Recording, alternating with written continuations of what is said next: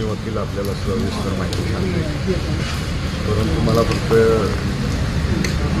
एकच बोलायचं आहे या ठिकाणी आपल्या सगळ्यांना, आपल्या माध्यमातून जनतेला, की हे इलेक्शन आहे, कारण मैदानात खेळलं गेलं पाहिजे. इलेक्शन मैदानात उतरून खेळलं गेलं पाहिजे. असे रडीचे डाव दुसऱ्याच्या नावाने अर्ज घेऊन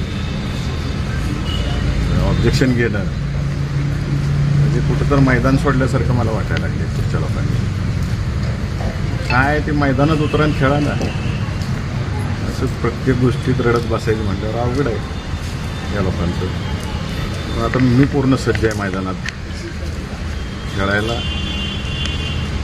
त्यांनी उतरावं, त्यांनी खेळावं, तर रडीचे डाव खेळायचं बंद करावं. रडीचे राव म्हणजे काय खेळलं, नेमकं काय झालं ते आता लॉ पॉईंट सगळे वकील साहेब सांगतील.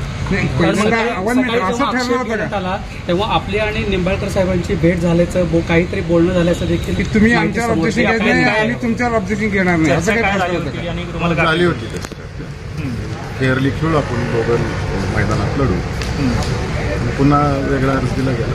तुम्हाला गाफीत ठेवून डाव साधण्याचा प्रयत्न हो केला, परंतु कायद्यानं मी स्ट्रॉंग होतो.